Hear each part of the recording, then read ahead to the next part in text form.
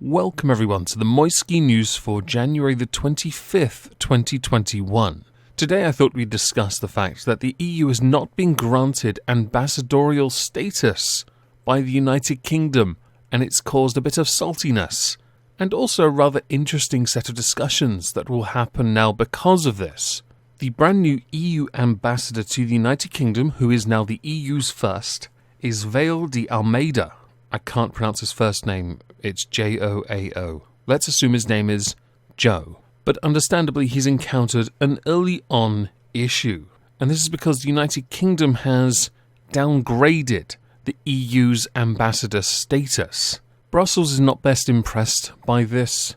They have decided to brand the decision petty. This has also been said by a number of Conservative MPs as well. Now the Conservatives do claim that they will in fact still be given diplomatic immunity and of course the diplomatic passports, but they are not granted full diplomatic status, so how they're granted diplomatic immunity has become a contentious point. A senior government source has said the EU views itself as a state, but the government for the United Kingdom believes, as does Omegon, it is an international organisation. Someone in the EU's mission has gotten the huff and briefed a load of fake news about how he won't have the same privileges and immunities as others. He will, his team will, and so will the EU's office in the UK. Currently, the United Kingdom and the EU are in negotiations over the framework of the new diplomatic relationship, which happened and obviously commenced shortly after December 31st. There are many that believe the stance is a ploy to exert leverage in the negotiations, but it has been dismissed by British sources. It's simply a matter of principle. Interestingly, Donald Trump, when he was president, did try to do something similar but had to backtrack on it after much pressure from Republicans. Josep Borrell, the EU's chief diplomat, has, because understandably this is offensive to a number of people, written to the UK government directly and accused them of refusing to grant the customary privileges and immunities for the delegation and its staff. My view is, at best you should get one Pokey Premier Inn hotel room to share. No diplomatic immunity though, because you're not a nation and should not be treated as such. You are an organisation. If we start to grant those kind of privileges to organisations, which is what the EU is, by definition, then surely at this point we should be granting it to Amazon for all the hard work they do keeping quite a lot of people employed with minimal workers' rights.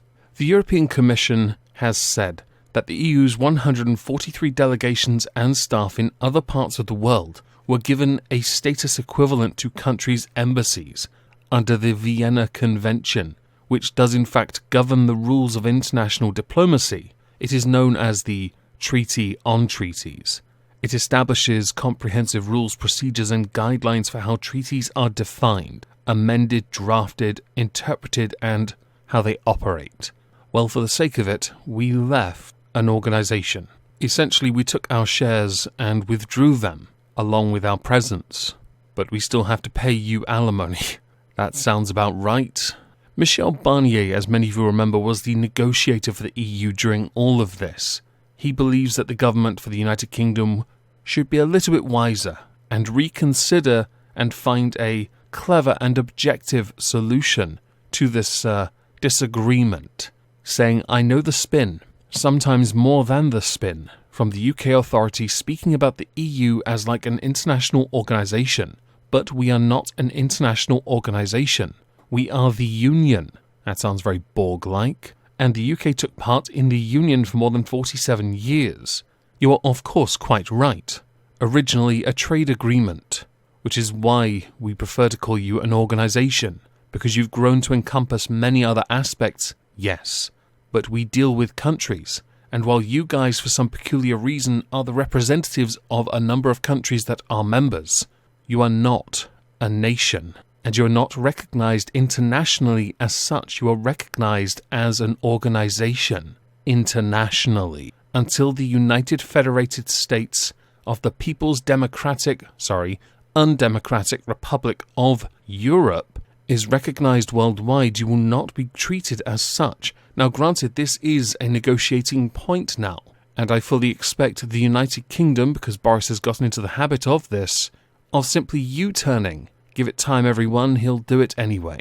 Many people, because of this, are throwing a lot of shade at Dominic Raab over his refusal to grant full diplomatic status, but this is one of the few times I actually agree with them. And if people disagree with me on this, please do let me know in the comments down below.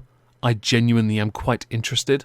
It can come across as quite petty, but I'll be honest, all politics is petty at this point. Has anyone been paying attention to the US election? The word petty is synonymous with it, along with many other words that I can't say for fear of getting yeeted off YouTube.